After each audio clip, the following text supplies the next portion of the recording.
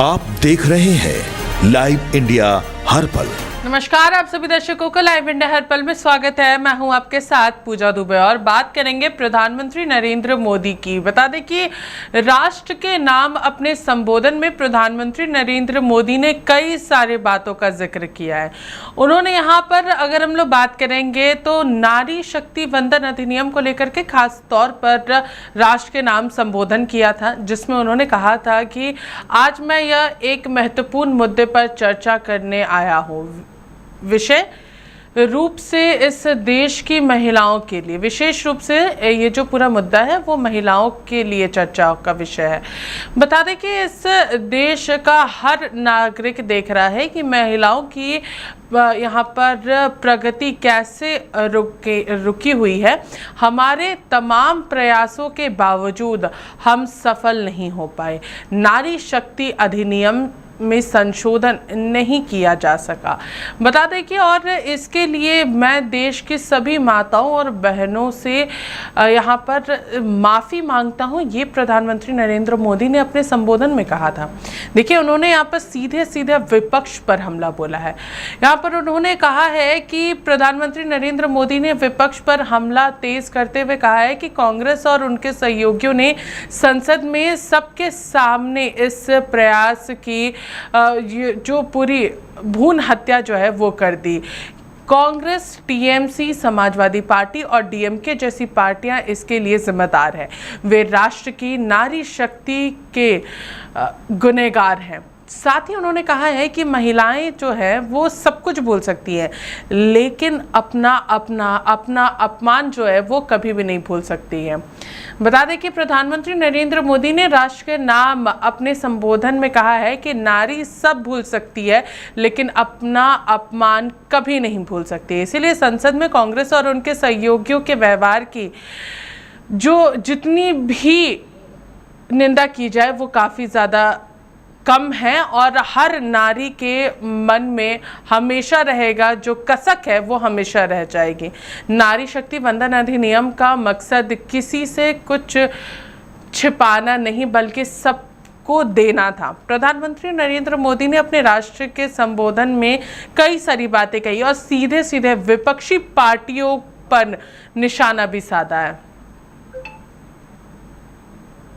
साथियों, नमस्कार। आज मैं एक बेहद महत्वपूर्ण विषय पर, विशेषकर देश की माताओं, बहनों और बेटियों से बात करने के लिए आया हूं। आज भारत का हर नागरिक देख रहा है कि कैसे भारत की नारी शक्ति की उड़ान को रोक दिया गया, उनके सपनों को बेरहमी से कुचल दिया गया। हमारे भरसक प्रयास के बावजूद हम सफल नहीं हो पाए। नारी शक्ति वंदन अधिनियम में संशोधन नहीं हो पाया और मैं इसके लिए सभी माताओं, बहनों, उनसे मैं क्षमा प्रार्थी हूं। साथियों, हमारे लिए देश हित सर्वोपरि है, लेकिन जब कुछ लोगों के लिए दल हित सब कुछ हो जाता है, दल हित देश हित से बड़ा हो जाता है, तो नारी शक्ति को, देश हित को इसका खामियाजा उठाना पड़ता है। इस बार भी यही हुआ है। कांग्रेस, डीएमके, टीएमसी और समाजवादी पार्टी जैसे दलों की स्वार्थी राजनीति का नुकसान देश की नारी शक्ति को उठाना पड़ा है। साथियों, कल देश की करोड़ों महिलाओं की नजर संसद पर थी। देश की नारी शक्ति देख रही थी। मुझे भी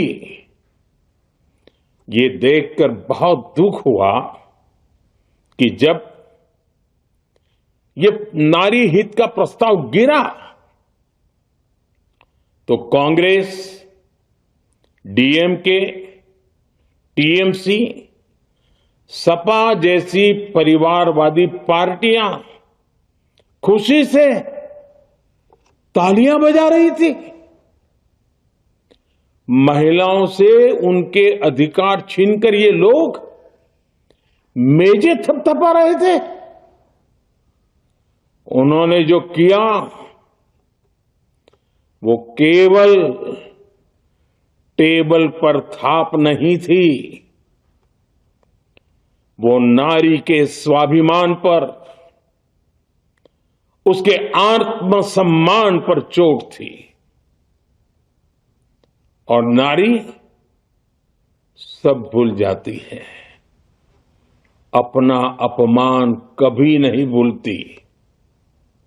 इसलिए संसद में कांग्रेस और उसके सहयोगियों के उन सबके व्यवहार की कसक हर नारी के मन में हमेशा रहेगी।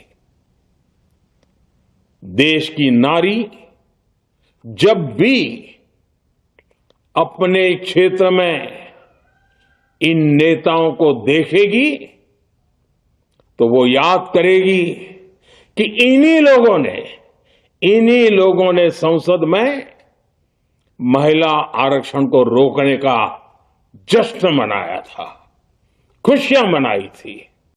साथियों, हमारे लिए देश हित सर्वोपरि है, लेकिन जब कुछ लोगों के लिए दल हित सब कुछ हो जाता है,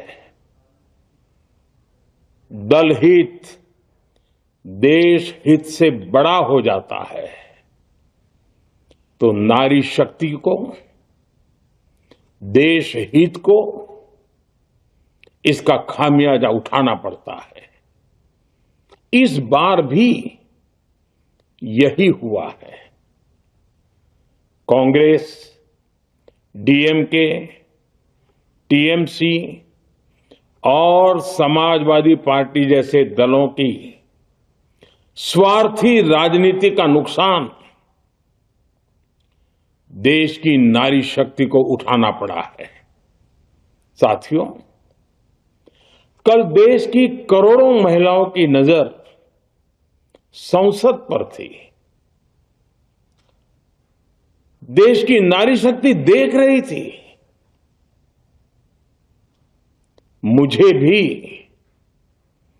ये देखकर बहुत दुख हुआ कि जब ये नारी हित का प्रस्ताव गिरा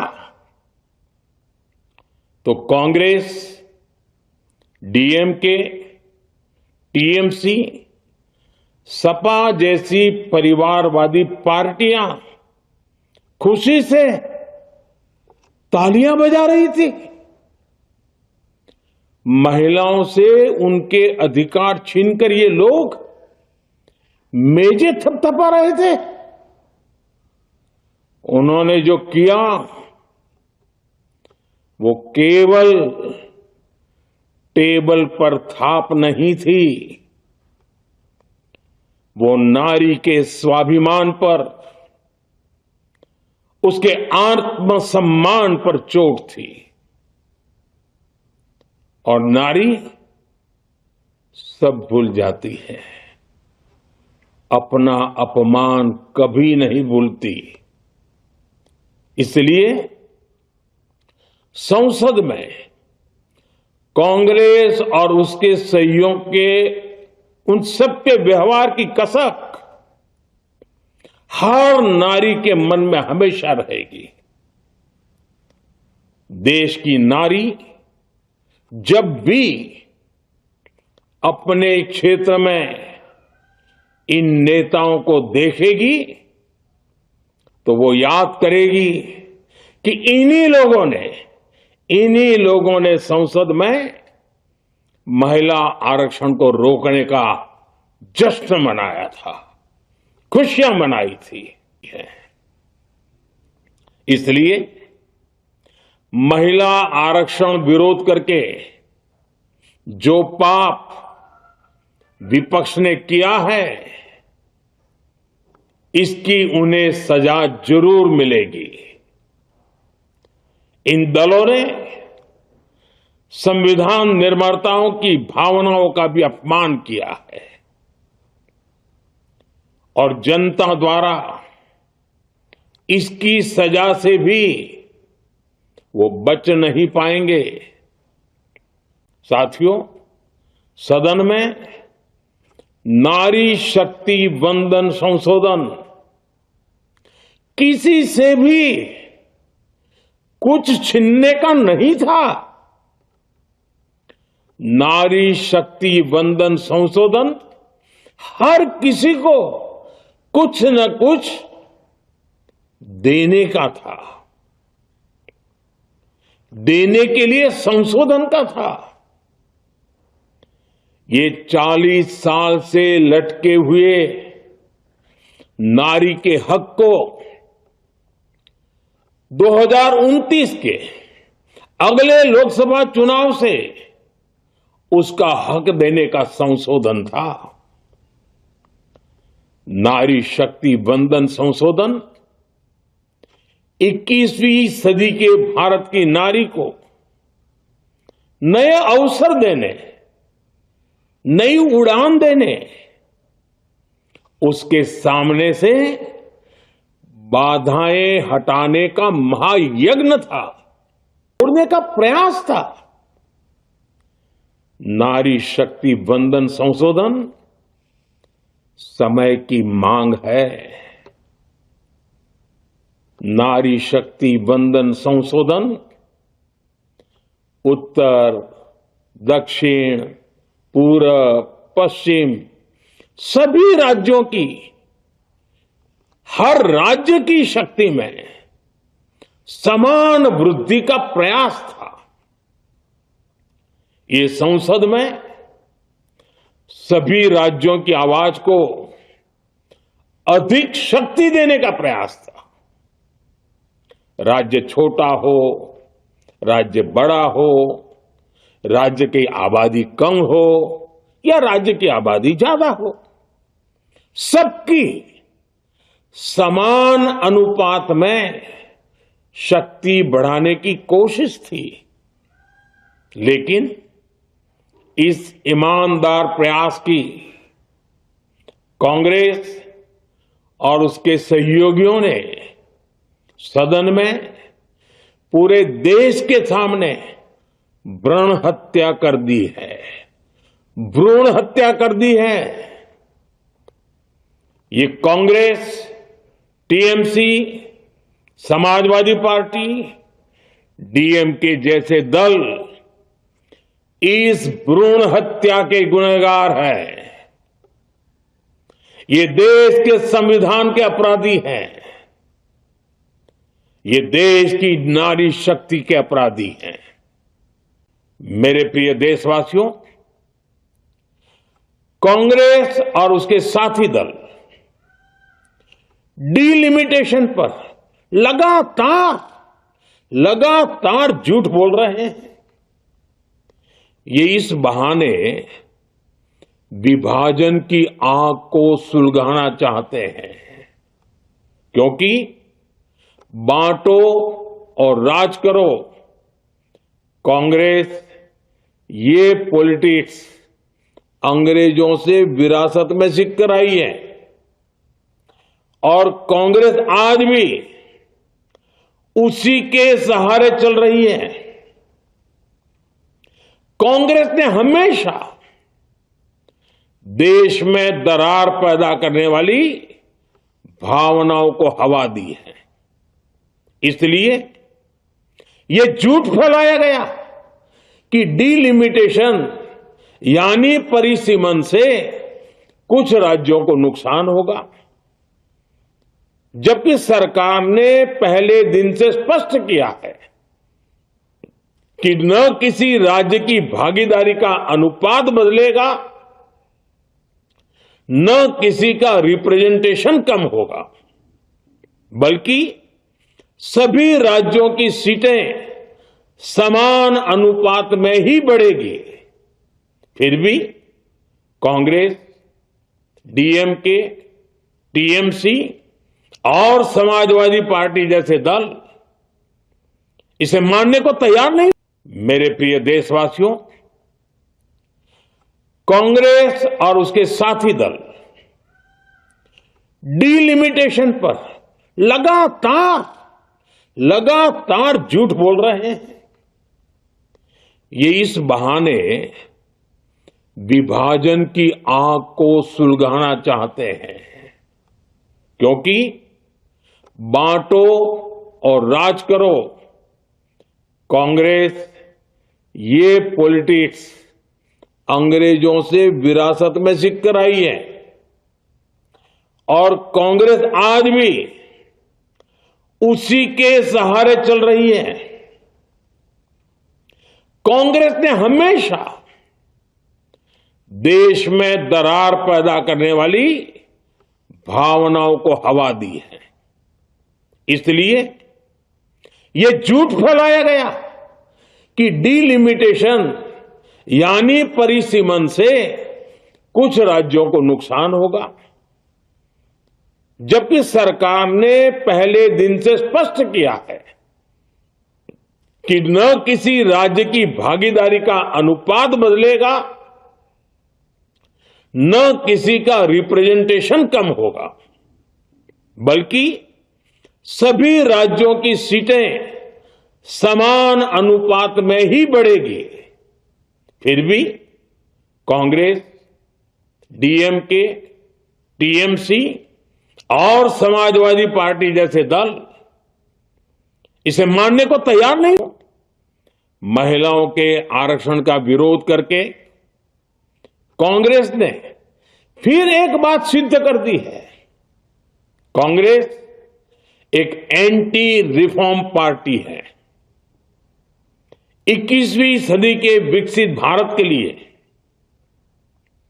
जो भी निर्णय, जो भी रिफॉर्म जरूरी है, जो भी निर्णय देश ले रहा है, कांग्रेस उन सब का विरोध करती है, उसे खारिज कर देती है, उस काम के अंदर खलल डालती है। यही कांग्रेस का इतिहास है और यही कांग्रेस की नेगेटिव पॉलिटिक्स है। साथियों, ये वही कांग्रेस है जिसने जनधन, आधार, मोबाइल, स्त्री शक्ति का विरोध किया। तो देखिए, प्रधानमंत्री नरेंद्र मोदी ने विपक्ष पर इस पूरे राष्ट्र के नाम संबोधन में हमला बोला है, लेकिन सबसे ज्यादा जिक्र अगर किसी का हो रहा है तो नारी शक्ति अधिनियम का, जो कि सदन में गिर गया था। देखिए, अब प्रधानमंत्री नरेंद्र मोदी के राष्ट्र के नाम संबोधन के बाद विपक्ष एक बार फिर से हमलावर नजर आ रहा है। चाहे वो बीजेपी की बात करेंगे तो बीजेपी कांग्रेस के ऊपर हमलावर नजर आ रही है, तो वहीं कांग्रेस जो है वो प्रधानमंत्री नरेंद्र मोदी के ऊपर हमला करती हुई नजर आ रही है। हम आपको सीधे सुनाते हैं कि बीजेपी और साथ ही साथ कांग्रेस के कई सांसद जो है वो क्या कुछ कह रहे हैं। नारी शक्ति बंधन एक विन विन था सभी के लिए। हम किसी पुरुष के सीट्स को छीन नहीं रहे थे, लोकसभा सीट्स बढ़ रहे थे। हाल ही में आपने देखा होगा कि अखिलेश यादव ने बहुत बड़ा बयान दिया कि मुसलमान महिलाओं को मिलना चाहिए। आप क्यों नहीं दे रहे हैं आपके खाते में से? ये वही अखिलेश यादव है जिन्होंने समाजवादी पार्टी में एक ही मुस्लिम महिला को टिकट दिया। राहुल गांधी ओबीसी की चिंता करते हैं, जब वो ये नहीं समझना चाहते हैं कि शेड्यूल कास्ट, शेड्यूल ट्राइब को फैक्टर इन किया है। ये सेंसस डिलिमिटेशन को अलग रखे। आज महिलाओं को रिप्रेजेंटेशन चाहिए और ये हमारा हक है। आदरणीय मोदी जी इसी परिप्रेक्ष्य में संघर्ष करते रहेंगे। लोगों का ये बात करना कि नहीं ये चला नहीं सकते और इसके लिए तरह तरह के बहाने बनाते हैं। तो देखो, आज तो बहुत लोग यहाँ पे सब लोग आए हो, हमको तो 100 लोगों के साथ ही सुनना था, इतना वे बीच बीच में उठ के मुझे आप लोगों के लिए एक दूसरा एक्सटेंशन खोलना पड़ा, कुर्सी लगवानी पड़ी, हमको खुदे दरी पे बैठना पड़ा। पता नहीं बाद में क्या सोचेंगे लोग, लेकिन हम यही कहते हैं ना कि जहां नारी की पूजा होती है वहां देवता भी वास करते हैं। तो आप बहनों, आप सबसे, मीडिया भी यहां बहुत है, हमारा एक ही बात है। मोदी जी ने एक बहुत अच्छी बात कही, कोई बात नहीं, आज हमारे पास 5-5 साल पे डिसाइड होता है ना कि कितने सांसद हमारे रहेंगे। आज हमारे पास नंबर नहीं है, हमें पूरा विश्वास है जल्दी ये नंबर होगा और हम महिलाओं को 33% सदन में, संसद में भी, विधानसभा में भी बिठाएंगे। समाजवादी पार्टी जो कहती है कि हम राम मनोहर लोहिया के विचार को लेकर चलते हैं, लेकिन वो नाम तो लेते हैं राम मनोहर लोहिया का, लेकिन काम नहीं, उनके विचारों पर नहीं चलते। राम मनोहर लोहिया जी ने कहा है कि अगर लोहिया विचार को मानना है तो पहले अपने नाम के आगे पीछे जाति हटा दो। कहाँ हटाए हैं लोग? एक भी समाजवादी पार्टी का नेता बता दीजिए, कांग्रेस का नेता बताइए जो आप लोहिया के विचारों पर चलते हो। तो लोहिया का विचार कहने के लिए ये लोग हैं, मानते नहीं। जानते जरूर है लोहिया जी को, लेकिन उनके विचार को मानते नहीं। अगर मानते तो महिला आरक्षण बिल पास करते, जो इनकी छवि कांग्रेस के साथ बिगड़ी है उसको सुधारने का ये काम करते। लेकिन ऐसा न करके उन्होंने बहुत बड़ी भूल समाजवादी पार्टी के नेता अखिलेश जी ने किया है। जो इनका सपना है कि हम 27 में सरकार बना लेंगे, तो आधी आबादी महिलाओं की है, और आधी आबादी महिलाएं अब इनके जो वोट भी दे रही थी वो विरोध शुरू कर देंगी। नहीं, इस पे अगर सही मायने में प्रतिक्रिया चाहते हैं आप, तो मैं साफ तौर पर और पूरे साफगोई से कहना चाहता हूं कि प्रधानमंत्री जी को अच्छी तरह से मालूम था 2023 में जब ये नारी बंधन संशोधन बिल पास हुआ था, तो उस समय 500 संसद सदस्यों ने हिस्सा लिया था और 498 सदस्यों ने मेज थपथपा के इस बिल को पास किया था। 2 लोग इसके खिलाफ मत दिए थे। और इस बार जो नए परिसीमन वाला बिल लेके आए, डिलिमिटेशन लेके आए, तो 498 से घट के 298 हो गया। तो 200 जो संसद सदस्य विरोध में चले गए, वो किसके कारण चले गए? वो तो प्रधानमंत्री जी के जो नया संशोधन लेके आ रहे थे इसके वजह से गए। नारी और महिला आरक्षण से किसी को विरोध था नहीं तो तब तक पास नहीं होता 2023 में भी। और उस समय भी सभी पार्टियों ने कहा था कि आप तुरंत लागू कर दीजिए। फिर डिलिमिटेशन का उस समय जोड़ा गया।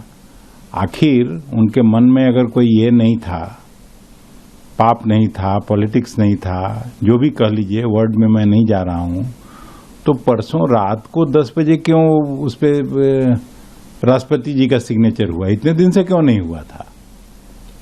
तो ये तो पूरा। और दूसरी बात मैं कहना चाहता हूं, जो अपोजिशन पार्टियां कहती रहीं कि भाई इतनी जल्दी फिर क्यों, चुनाव के बाद भी ला सकते थे आप इसको। तो वो उसका वजह साफ अब आज आपको देखने को मिल गया कि उन्होंने राष्ट्र के नाम एक संदेश दिया। कल तक तो, आज तक तो हाउस चल रहा था, कल परसों आपने भाषण किया, आपकी पार्टी के लोगों ने भाषण किया, तो आज राष्ट्र के नाम अलग संदेश क्या था? ये तो कैंपेन करने जैसा हुआ ना, कि उसका कोई जवाब दे नहीं सकता है। इस पे तो राहुल गांधी जी को नहीं मिलेगा राष्ट्र के नाम संबोधन करने का, किसी और व्यक्ति को तो नहीं मिलेगा। तो जो कहना है, जो रोना है, जो महिलाओं को आकर्षित करने की बात करनी है, वो केवल प्रधानमंत्री ही कर सकते हैं। जब 2 राज्यों का चुनाव बीच में है, इसमें राष्ट्र के नाम संबोधन का मतलब क्या है? मंत्री ने जो कहा है बिल्कुल वाजिब कहा है। प्रधानमंत्री और उनके नेतृत्व में एनडीए के सभी दल, हम लोगों का दल भी, सब महिलाओं के आरक्षण के प्रति सब लोग का समर्थन है। बिहार तो उसमें अग्रणी रहा है नीतीश कुमार जी के नेतृत्व में। हम लोगों ने जो राज्य सरकार के अधिकार क्षेत्र की बात थी, पंचायती राज संस्थाओं में, नगर निकायों में, तो महिलाओं के लिए 50% का आरक्षण दे दिया गया है। और आज अगर प्रधानमंत्री जी महिलाओं को संसद में और राज्य के विधानसभाओं में 1/3 पद आरक्षित कर रहे थे तो यह तो स्वागत योग्य बात थी, सभी दलों को समर्थन करना चाहिए था। लेकिन सबसे ताज्जुब की बात है कि इसी विधेयक को आज से 2-3 साल पहले यानी 2023 में सर्वसम्मति से सभी दल के लोगों ने मिल के पारित किया था संसद में। लेकिन आज फिर पता नहीं किस राजनीतिक सोच के तहत वो इसके विरोध कर रहे हैं। हालांकि इसका संदेश अच्छा नहीं गया है कि जिस ढंग से विपक्षी दलों ने, चाहे वो राजद हो, कांग्रेस हो या कोई वामपंथी पार्टियां हों, इन्होंने महिलाओं के आरक्षण को रोका है, यानी महिलाओं को संसद या राज्य की विधानसभाओं तक पहुंचने से रोका है। तो देश भर की महिलाएं भी इन दलों को संसद या विधानसभाओं में पहुंचने से रोक देगी। महिलाओं ने तो अपनी इतनी ताकत का प्रदर्शन कई चुनावों में कर दिया है, इसलिए इन लोगों को ऐसा करना नहीं चाहिए था, क्योंकि आज महिलाएं आगे बढ़ चुकी हैं, समाज में भी उनकी भूमिका बदल चुकी है। अब अगर आप पुरानी रूढ़िवादी या सामंती विचारधारा के तहत उनको घर के चौखट में बंद रखना चाहिएगा तो इसका तो बुरा नतीजा भुगतना पड़ेगा। इसलिए हम लोग तो चाहते हैं कि प्रधानमंत्री जी अगर उसमें कुछ संशोधन करके लाना चाहते हैं तो सभी विपक्षी दलों को समर्थन करके सर्वसम्मति से पास करना चाहिए। विधानसभा का सत्र बुलाया गया है, 24 को विशेष सत्र बुलाया गया है, क्या उद्देश्य है इसमें? तो आप लोगों ने भी बता ही दिया है कि कोई भी नई सरकार बनती है तो विधानसभा में विश्वास मत हासिल करती है, मुख्य रूप से उसके लिए प्रधानमंत्री नरेंद्र मोदी जी ने जो महिला आरक्षण विधेयक लाया था, उनका एक सपना था कि नारी शक्ति को मजबूत करे, सक्षम करे और उनको आत्मनिर्भर, आत्मसम्मान मिले। और तमाम महिला शक्ति जो है 50% उसकी आवाज बनकर लोकसभा और विधानसभा में आवाज उठाए। इसलिए उन्होंने जो महिला आरक्षण विधेयक लाया था, इसके लिए मैं उनका अभिनंदन करता हूं। शिवसेना ने उनको ये विधेयक को समर्थन किया है, पूरी तरह सपोर्ट किया है और ये नारी शक्ति को सम्मान देने का, न्याय देने का मौका विरोधी पक्ष के पास आया था। कांग्रेस और इंडिया अलायंस को मिला था मौका, लेकिन उन्होंने वो मौका गंवाया है। इसलिए मैं उनका कड़ी निंदा करता हूं, उनका जाहिर निषेध करता हूं। और इस बार सिर्फ उन्होंने राजनीति देखी है, वोटों की राजनीति की है। लेकिन मोदी जी ने कहा है नेशन फर्स्ट, राष्ट्र पहले बाकी बाद में। लेकिन विपक्ष ने राष्ट्र और महिलाओं का सम्मान नहीं करना, ये दुर्भाग्यपूर्ण है। ये देश के इतिहास में दुर्भाग्यपूर्ण घटना हुई है। कल का दिन देश के इतिहास में काला दिन था और इसलिए मैं इतना ही कहूँगा, मोदी जी ने कहा है कि वोट जो संख्या कम मिलना ये हमारा पराभव नहीं है, ये विपक्ष का पराभव है, ये विपक्ष की हार है। उनका असली चेहरा लोगों के सामने आया हुआ है। इसलिए महाराष्ट्र में जैसे लाडली बहनों ने जो लाडली बहन योजना को विरोध जिन्होंने किया, उनका जैसा हाल किया, वैसा ही हाल ये नारी शक्ति बिल जो विधेयक है उसको जिन्होंने विपक्ष ने विरोध किया है, उनको सबक सिखाने का काम ये देश का महिला वर्ग करेगा, हमारी लाडली बहना करेगी। और प्रधानमंत्री मोदी जी के साथ पूरी तरह ये लाडली बहना डट कर खड़े रहेगी, यह विश्वास मुझे। देखिए, नारी शक्ति बंधन अधिनियम बहुत आवश्यक था। आप देखते हैं कि कांग्रेस की मानसिकता जिस तरह से है, 70 साल में क्या किया। ये देश के यशस्वी प्रधानमंत्री नरेंद्र मोदी जी हैं, जो बेटी बचाओ बेटी पढ़ाओ जैसे काम को हाथ में लिया। यही नहीं, घर घर शौचालय बनवा करके माता बहनों को सम्मान दिया। उज्ज्वला के माध्यम से गैस की टंकी देकर के माता बहनों के स्वास्थ्य को बचाया। जनधन के खाते खुलवाकर उनको अर्थव्यवस्था में मजबूत किया। ऐसे अनेकों काम माननीय प्रधानमंत्री जी ने किए हैं। नारी शक्ति के लिए कांग्रेस टीएमके इन्होंने क्या किया है, ये कभी नहीं चाहते।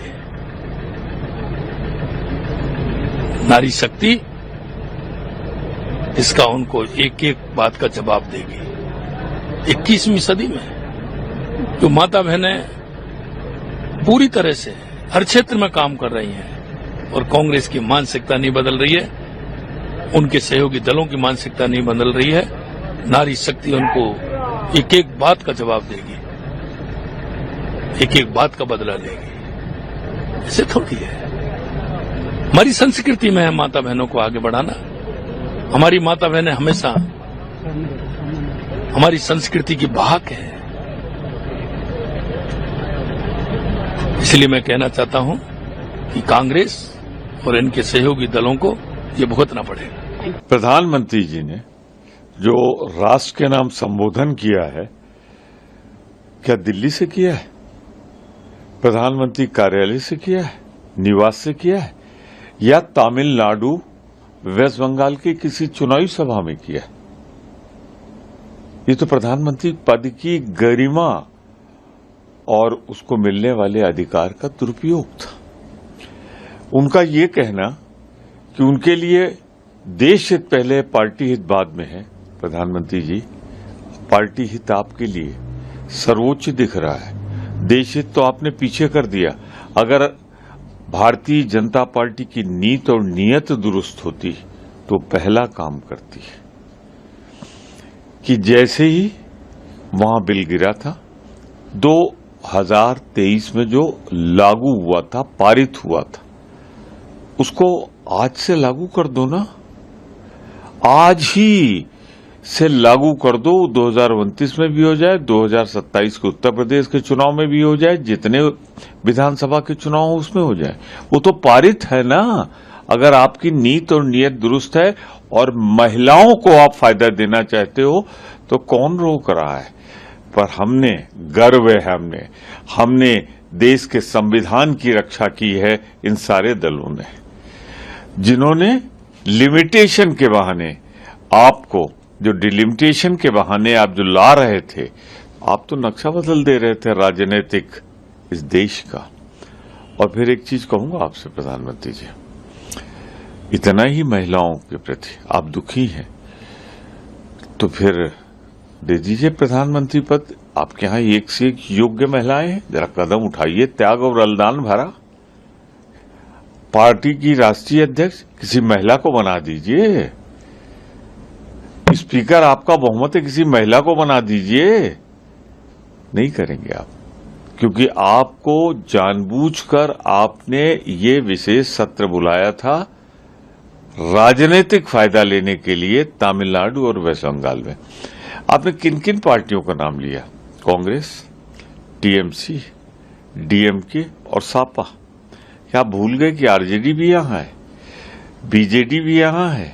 आप ये भी भूल गए कि लेफ्ट, क्योंकि केरल का चुनाव हो गया है। क्यों?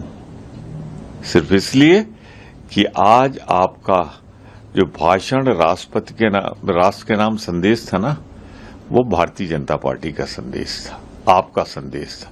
मैं फिर चुनौती देता हूं, क्यों नहीं कल सुबह पहला काम आप करते कि 2023 में जो पारित हुआ है उसको लागू कर दीजिए। अपने आप 33% महिलाओं को आरक्षण मिल जाएगा। नहीं करेंगे आप, क्योंकि आपके लिए राजनीतिक मुद्दा है, पार्टी का मुद्दा है। एक तो मैंने प्रधानमंत्री मोदी जी की पूरा संबोधन को मैंने सुना है। जितने उन्होंने इसमें राजनीति की है, आचार संहिता का उल्लंघन किया है, और जैसा उन्होंने प्रारंभ में कहा था जब वो सत्ता में आए थे, कांग्रेस मुक्त भारत, बाद में कहने लगे विपक्ष मुक्त भारत। तो जो व्यक्ति के विचार इतने खतरनाक हो कि एक पार्टी का शासन हो यहाँ पर, चाइना और रशिया की तरह, चुनाव नाम मात्र का हो, वहाँ विपक्ष तो कोई है ही नहीं, नाम मात्र का है। वही मंत्र आज झलकी जिस प्रकार से अटैक किए गए कांग्रेस पर, डीएमके पर, टीएमसी पर, सपा पर, अन्य पार्टियों पर, उसके मायने क्या है? चुनाव चल रहे हैं वेस्ट बंगाल में और तमिलनाडु में, और आप डीएमके का नाम लेके, टीएमसी का नाम लेके आप वहाँ के मतदाताओं को भड़का रहे हो, महिलाओं को भड़का रहे हो।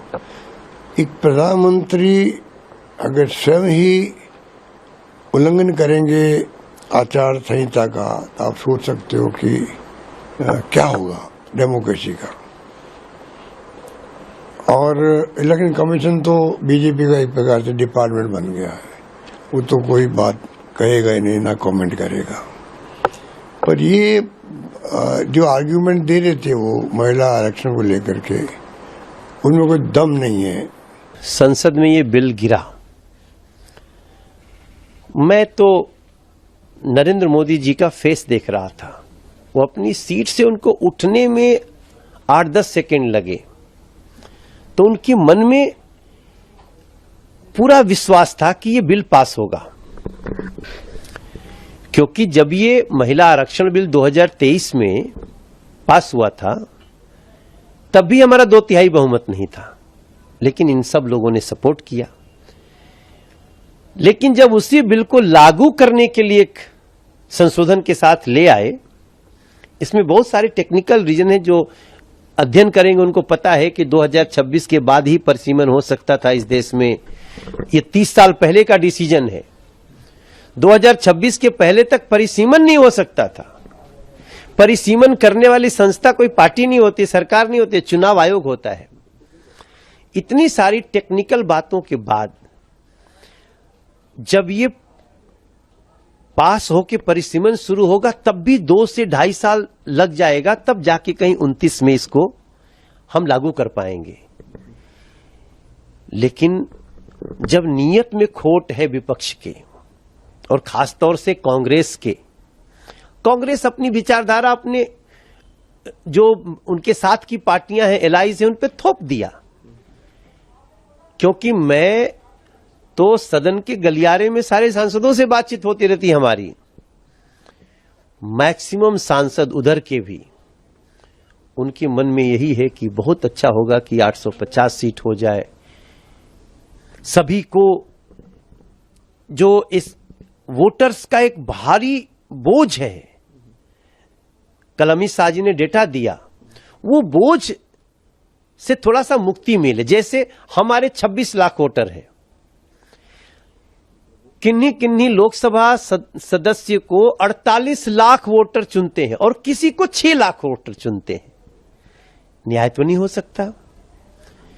तो एक सांसद, जैसा कल गृह मंत्री जी ने कहा, जैसा प्रधानमंत्री जी ने परसों दिन कहा, कि एक सांसद एक सीमित संख्या में लोगों का प्रतिनिधि बने ताकि उसकी बात को सुन सके, संसद में रख सके, ताकि उस क्षेत्र को विकसित बनाने में उसका योगदान हो सके।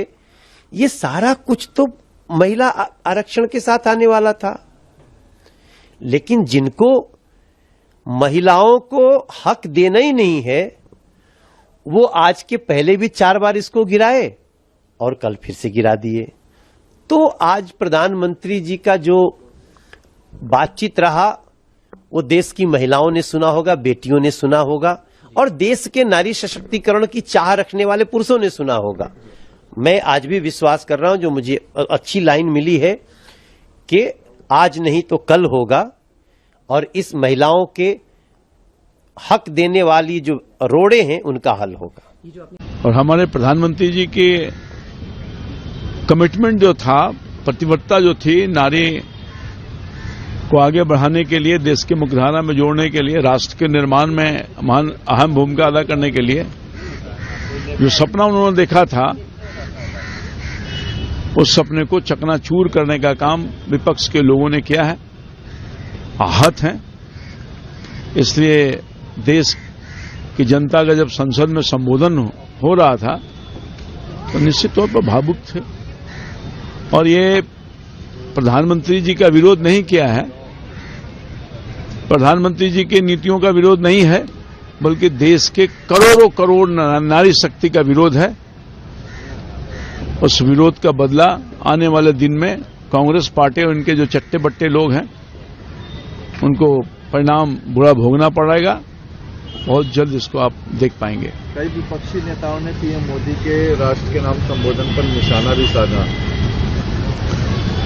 विपक्ष के लोगों के पास कुछ नहीं है। हमारे प्रधानमंत्री जी के ऊपर निशाना साधते रहें, मगर हमारे प्रधानमंत्री जी जो प्रतिबद्धता है देश के हर तबके को आगे ले जाने का, उनके हक दिलाने का, वो जारी रखेंगे। मैं यही कहूँगा कि महिलाओं के अधिकारों को छीनना, उनको उनका हक ना देना, आधी आबादी के साथ लगातार द्वेषभाव से कार्य करना और जो उनके कार्य के लिए आगे आएगा उसको प्रताड़ित करना, उसको एक प्रकार से क्रिटिसाइज करना, ये जो प्रवृत्ति है ये सर्वथा मैं इसकी निंदा करता हूँ। ऐसा नहीं होना चाहिए। एक वायुमंडल देश में बना था, आधी आबादी को एक समानता एक हक के साथ देश को एक नई दिशा देने का एक संकल्प जो लेकर के देश आगे बढ़ रहा था, उसको रोकना, उसको डीरेल करना, महिलाओं की भागीदारी को सुनिश्चित होने से रोकना और फिर उसके बाद प्रपंच करना, ये ठीक नहीं है।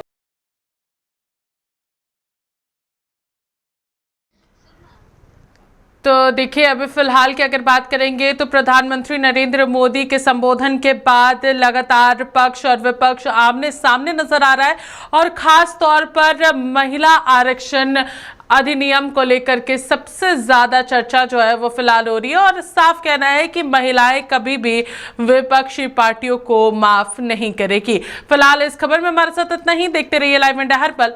नमस्कार।